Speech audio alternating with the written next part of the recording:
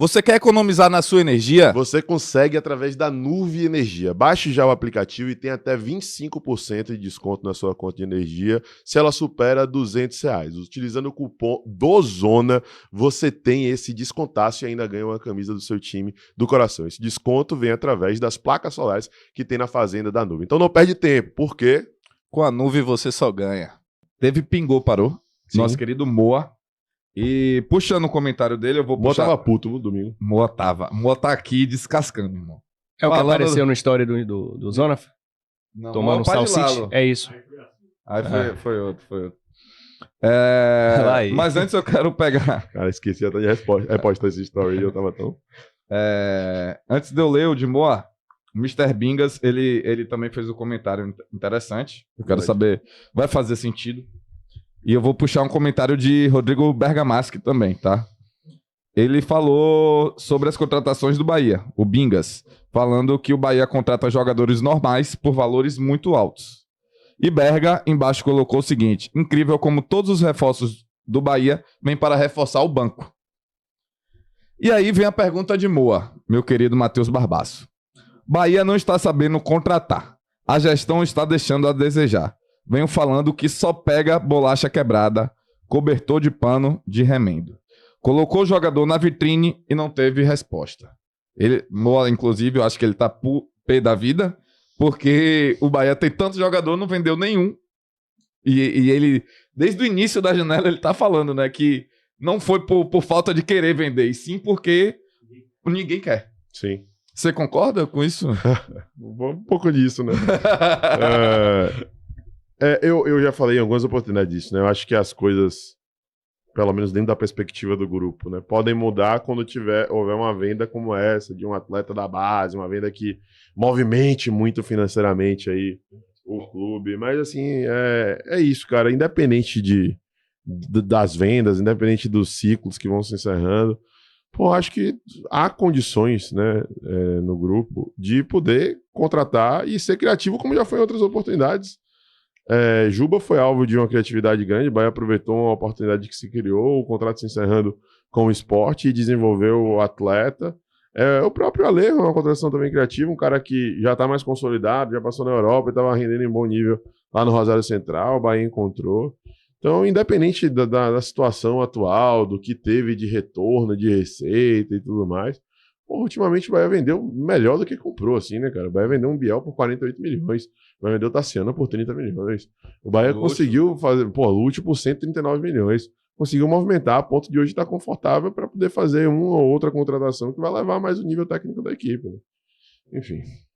Eu acho que o Bahia talvez segure mais, né? Tem capacidade de não vender pelo valor que qualquer proposta que chegue, né? Sim. Tem isso, mas também tem um pouco de se isso é verdade, o Bahia, o grupo, quem administra, enxerga que os jogadores que estão aqui são melhores do que eles realmente são, sim, ou do que pelo menos o mercado acha, né?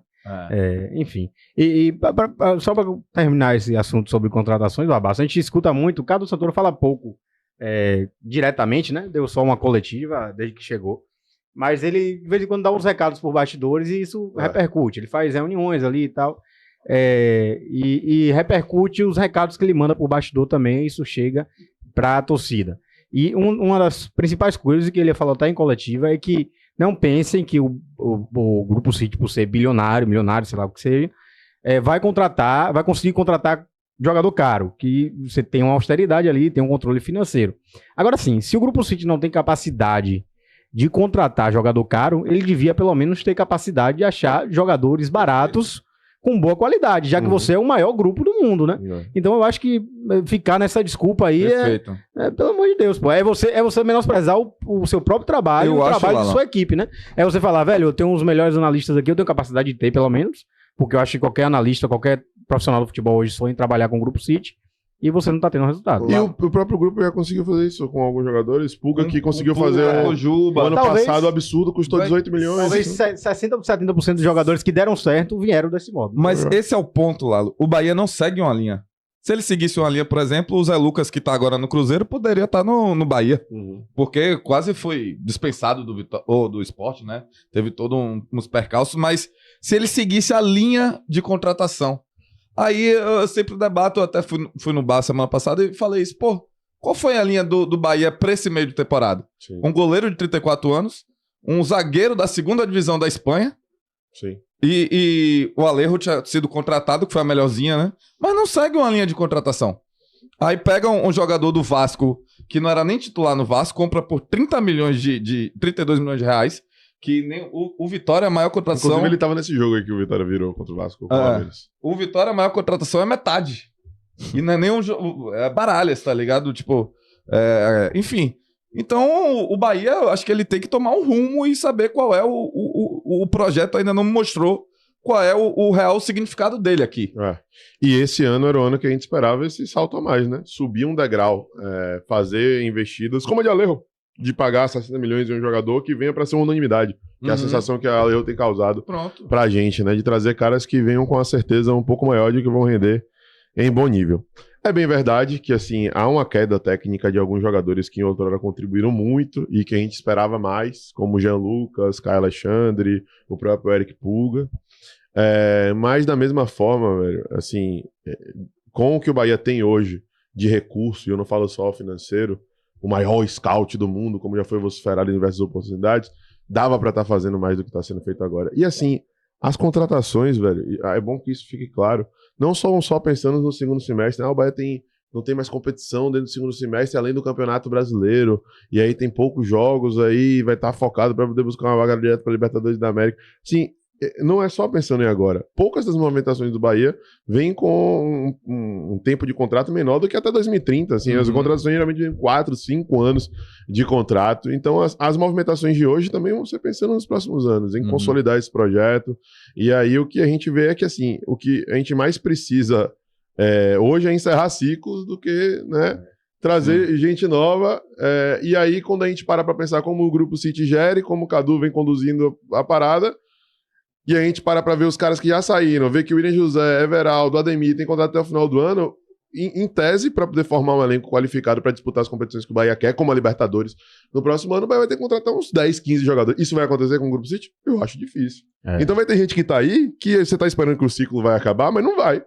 Esse é o reflexo da situação. Eu acho que nesse sentido até tem atitudes, digamos, ingênuas no mercado, o grupo, né?